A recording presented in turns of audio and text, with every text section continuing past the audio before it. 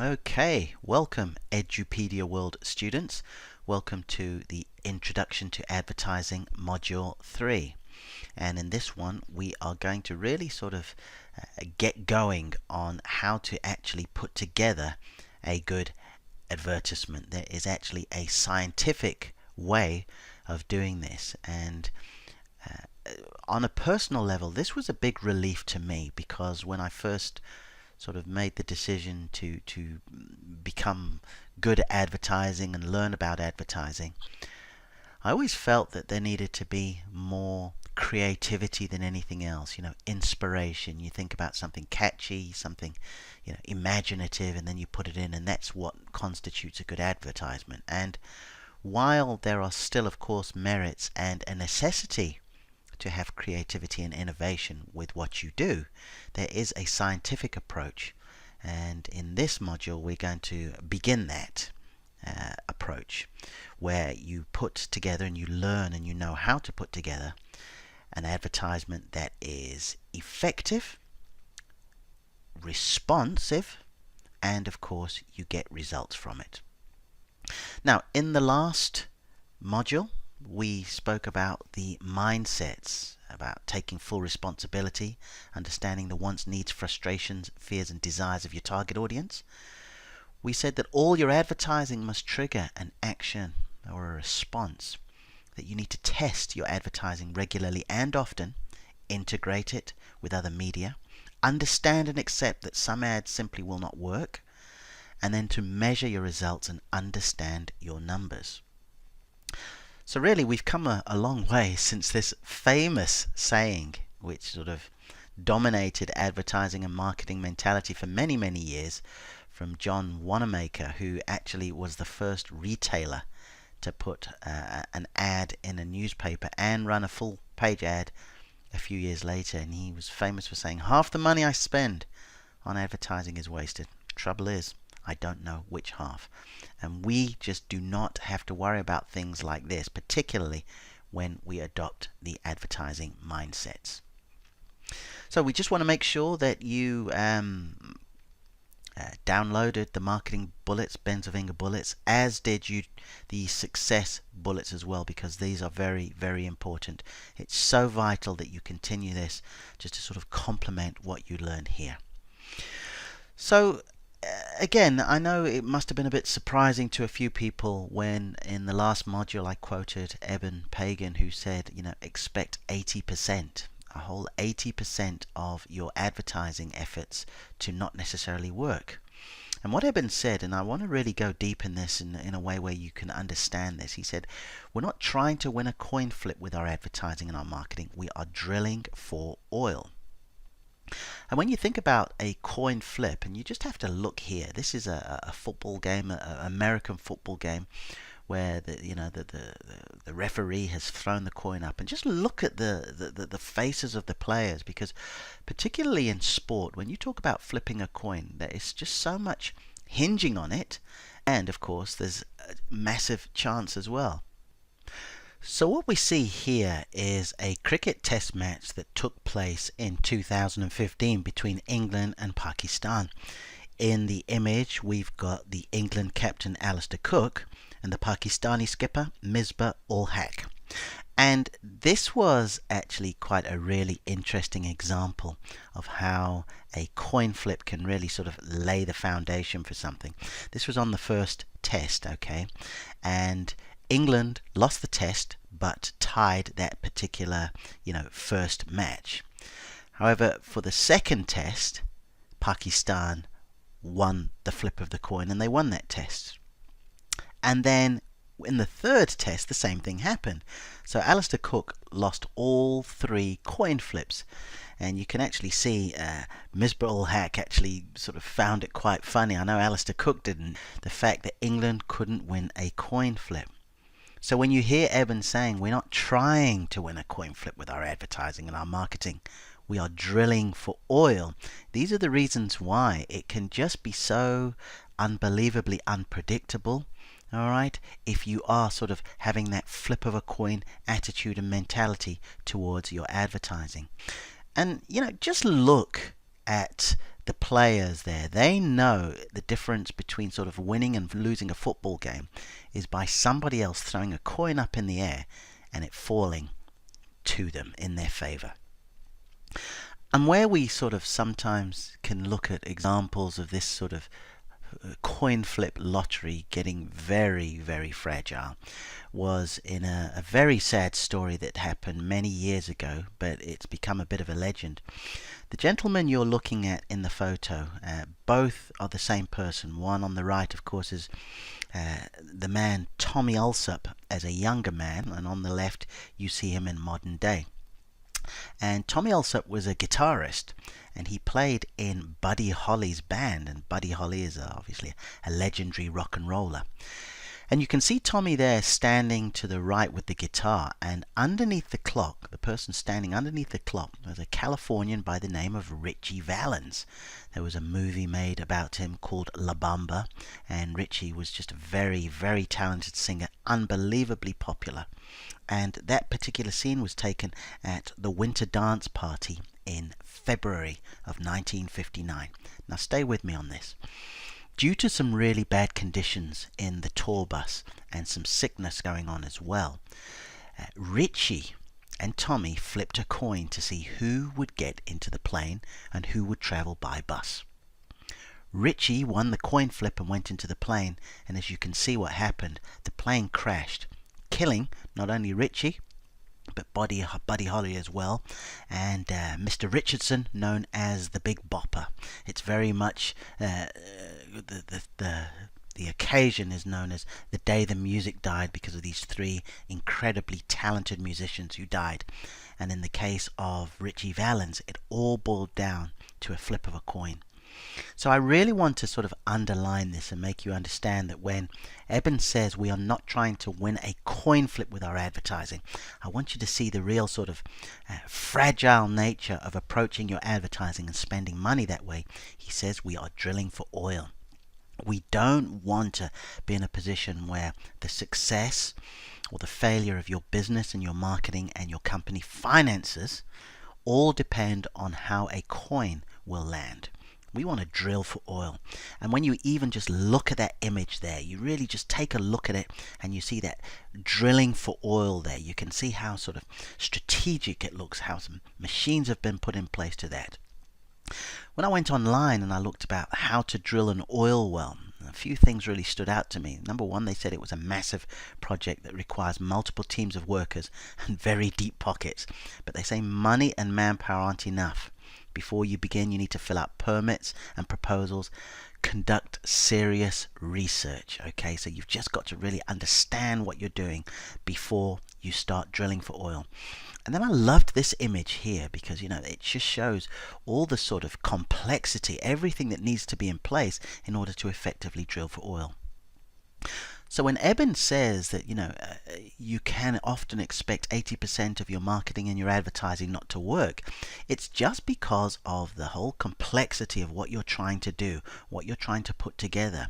But he did say that once you do, if you successfully are able to sort of find the right message to the right list, the right offer, at the right time, you can really reap some huge rewards. So that's what we want to do. That's the mindset I want you to have, that we're really here to drill for oil, and you're going to have to continue, but we want to put it on a very, very firm foundation.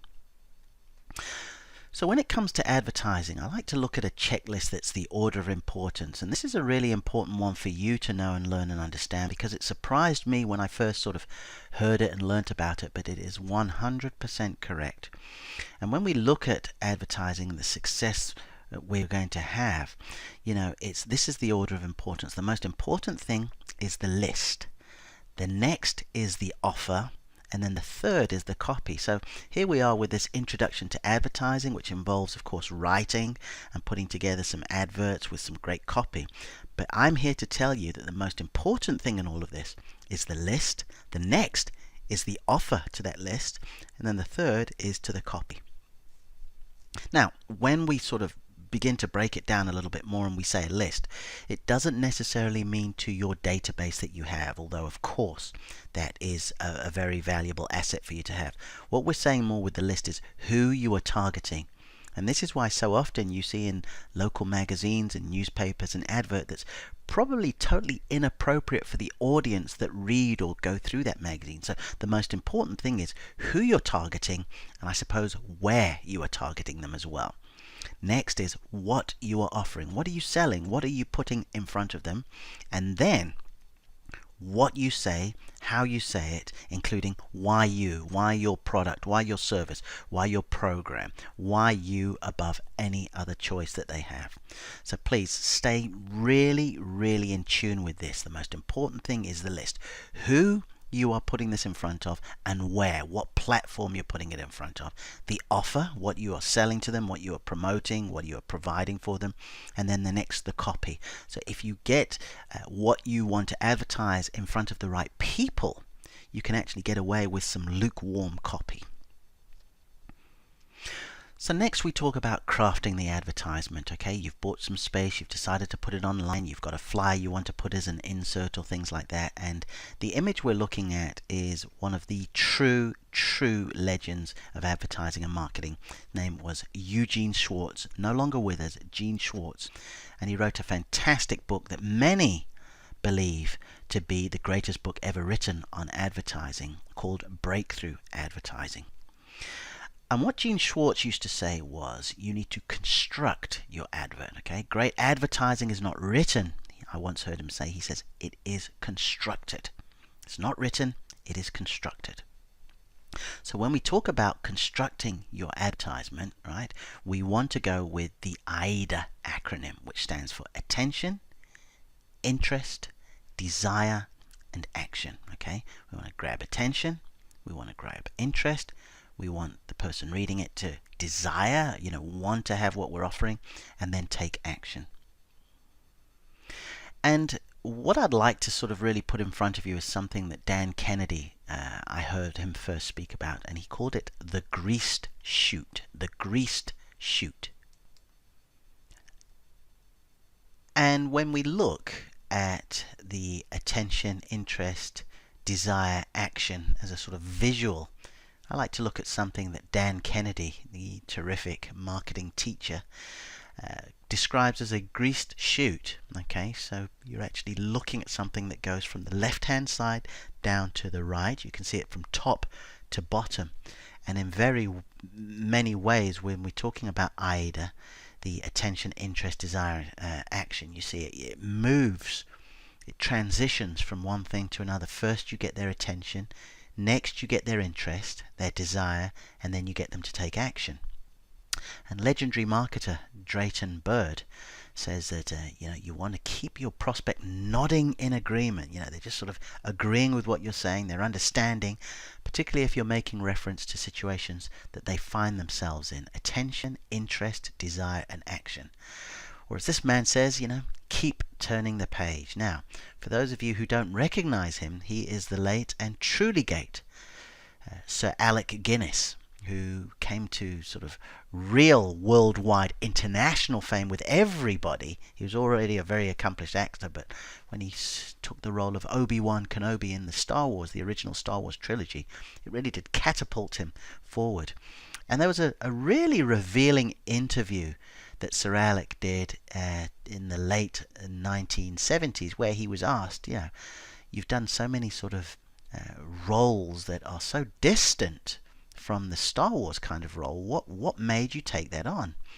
And Sir Alec began to talk about the Star Wars script, and specifically he said to me, the dialogue, granted, was a little ropey, he said, but I had to go on turning the page, and that's essential with any script.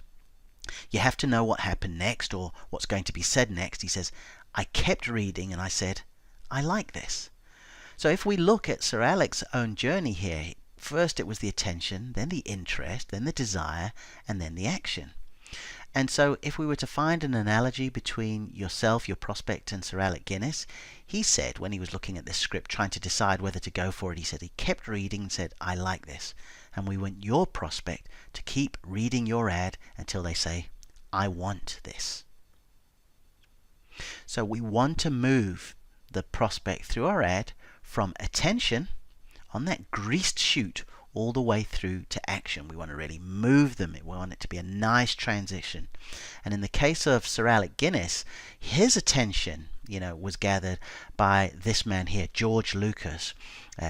George Lucas actually took the script to where Alec Guinness was filming, and someone said, look, George Lucas is, and he said, he knew about him, he knew his reputation, if you like, and then he moved him through it. You saw what he said about reading the script. He got that all the way through to action, which in every sense of the word really was action. Lights, camera, action, and the rest was history.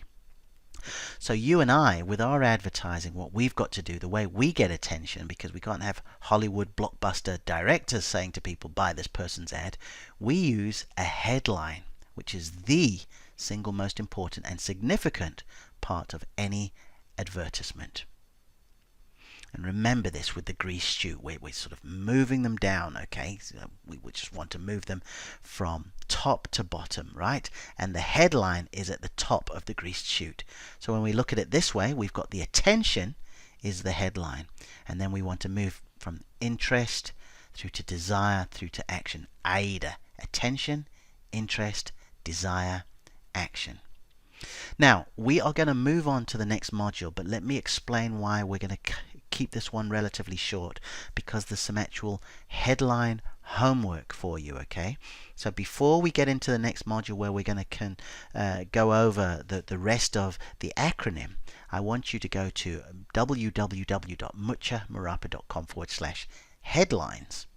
And there you will see a terrific interview done with Ben Settle, who's on the left, who's probably one of the leading email marketing teachers in the world, and Ken McCarthy on the right, who is famous for his system seminar. He was the very first person to hold an internet seminar, okay, and that's not an online seminar. It was actually a live event just based on internet marketing. Very much a pioneer, and it's a great interview. Just totally, these two talk on headlines alone, and it will really be important for you to do that. Okay, so go to this page and just download the MP3. And also on that page you will see where you can access a PDF called Scientific Advertising, which many believe to be the greatest book ever written on advertising and marketing. Okay, and for now all I want you to do is read the chapter on headlines. It is quite literally 2 or 3 pages, that chapter on headlines, but between listening to Ben Settle and Ken McCarthy and then downloading the Scientific Advertising PDF and reading the chapter on headlines, that will prepare you very nicely for the next module, where we will look at real-time examples of AIDA, where you look over my shoulder as I actually analyze real-life advertisements, both from the past and today, where you'll see people both incorporate and you'll see others totally omit the use of getting interest, attention, interest, desire, and action. So I look forward to speaking to you in the next module about that. And as always, you can connect with me on Facebook, Twitter, LinkedIn, Instagram, YouTube. And if you like to listen to business teachings combined with some great music as well, you can go to buildabetterbusinessradioshow.com and you can listen to me every week there on IO Radio. So until this next module, please go and make sure you download your homework, and I look forward to very much speaking to you in module number 4.